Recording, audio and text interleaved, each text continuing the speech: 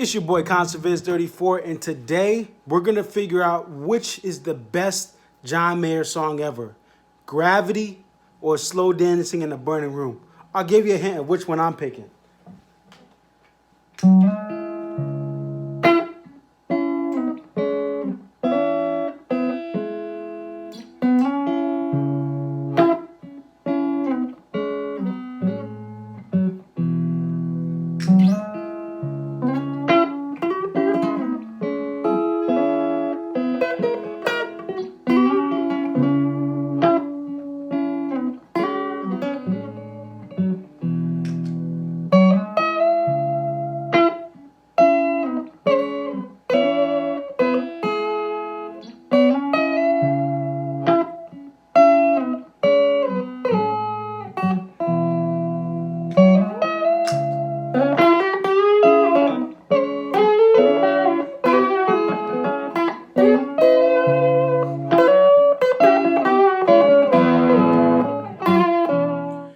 23 years ago today, to this day, I was sitting in the Hartford Civic Center in Hartford, Connecticut, attending the last Whalers game ever. I was falling in love with the sport of hockey, and our state was losing the Whalers forever.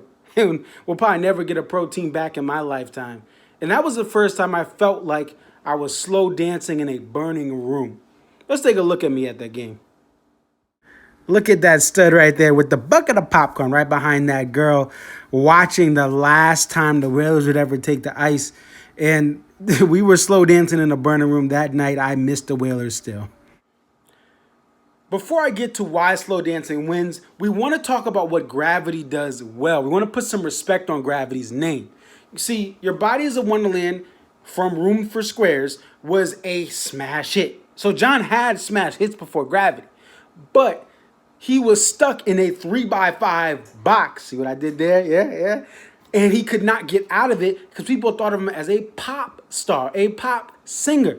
And John was at that time, from his first album, even from the EPs going down to Georgia, he was a heck of a musician, but people thought of him as Your Body is a Wonderland guy. But Gravity, he busted the box open, right? And he got the respect of the blues community. He got the respect of musicians in general that really hold the musicianship higher than the catchy lyrics of Your Body is a Wonderland. Gravity got him a Grammy. Gravity had that success on the charts, but Gravity was a soulful song with Alicia Keys on backup vocals or supporting vocals at the end, and just it's such an overwhelming, I'm John Mayer, mother effers, put some respect on my name moment.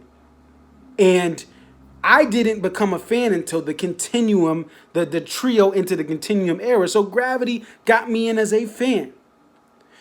The other thing is he channeled his inner Buddy Guy. See, people didn't realize Clapton and B.B. King and Buddy Guy were his idols until you hear stuff from Continuum, until you hear the trio that's the era right before Continuum. But now you start to see who John is through Gravity. So Gravity is an amazing song, but I still think Slow Dancing is better, and let me get to that now. Gravity is the best Come to Jesus song that John Mayer has in his catalog. I can't argue against that. What I do argue against is that the best thing that John does is write songs about relationships. From City Love, he had what, Lydia back then? And then he has something like Olivia, right? Never on a Day You Leave, right? Dreaming with a Broken Heart, right? His best bars are about relationships, plain and simple. Paper Doll, right? Edge of Desire, Assassin, right? Assassin, man, that's a bad song. I wish it was played every show, right? It's just an epic buildup. That's what John does best. And this is the best writing that he does, period, to me, in any song, as far as capturing a moment. It's not a silly little moment. It's not the storm before the calm. It's a deep and dying breath of this love we've been working on. That's some bars. As someone who loves hip hop, right? A Tribe Called Quest, Jay-Z, Nas, J. Cole, Kendrick Lamar, Gang Starr. Y'all probably don't even know who, Guru and Premier are. But like, I love lyrical hip hop. And John brings the bars, right? Like at the end of the second verse. You try to hit me just to hurt me so you leave me feeling dirty because you can't understand. And here's one of the best parts about John. And as a hip hop head, I don't like how some artists just curse all the time, right? Because it devalues the word, the expletive. But John, who doesn't really swear that much in his songs, right? He says, I'll make the most of all the sadness. You'll be a B because you can. Like, out of nowhere, you're like, oh, yo, he said the B, yo, he called her a B. You know what I'm saying? Like, that was a critical moment. When I first listened to this song, I'm like, oh, yo, he went there, right? That is what I love about Slow Dancing's lyrics is it's just so many things, the metaphors, the rhyming, the bars, right? And it's an amazing encapsulation of a lot of great things, and he paints such a vivid picture. And then at the end, just, the music's playing. Don't you think you ought to know by now? Don't you think we should have learned somehow? We just back to back to back to back. I love that. Even I don't like when people just repeat the same thing over and over, but this thing has the rhyming structure to be cool if he just does the whole outro like that, right? And it's just, to me, the lyrics are on there. And then you add the music behind it. All right. The Davis Ryan intro, which is a cover itself, right, of a Prince song. I remember going to my first John Mayer show, John Mayer and Train, in that summer tour, and hearing David Ryan Harris, who I've respected. He worked with my boy Dave Matthews and their band, sat in on some of their shows. He just came in and started singing, and like, I can't even do it. But it was just like, yo, Gravity doesn't have that. Dreams to Remember intro, no. David Ryan Harris shutting it down with that intro on Slow Dancing that he's been doing for years now. Amazing. And then you get the song, and the song layers up, right? So you have the main thing at da-na-na-ba. You have the higher, twangier, thing going on. Dun, da, da, da, da, da. And you can just add so many things in there. The layers of that song, and then Pino on the bass, my boy Stevie Jordan on just playing his drum, all cool and stuff. There's so many layers. Gravity has some layers, but a lot of Gravity is having open space and having it be simple. Slow Dancing can start off at a very, like, all right, this is the verse, everyone quiet down, and it builds up to a bunch of different things going on at once. Where Gravity, it's kind of the main C and G alternating in the chords of whoever's playing those chords, and then John shredding and lead. Slow Dancing, you could have DRH, David Ryan Harris, playing his acoustic guitar, right? You can have John playing all this lead stuff, and then you have Isaiah playing his guitar, having like counteracting John at the same time. They can switch it up. I can listen to the jam on Slow Dancing for 45 minutes straight. Matter of fact, what I do behind me when I'm just looping stuff on my guitar, I can go through Slow Dancing in a burning room and just play stuff for literally 30 minutes, right? And I've done that after a couple breakups, right? I'm just like, yo, I can't, man, what happened? How did this happen? Like, what? But like the looping of that song, like it could just go on forever. And when the song cuts off, right? When Slow Dancing ends in a live show, I can just hear back all the parts that have been going on for the last 8 minutes or so. Gravity, on the other hand, while it still is an amazing epic solo, it's a great way to end the show.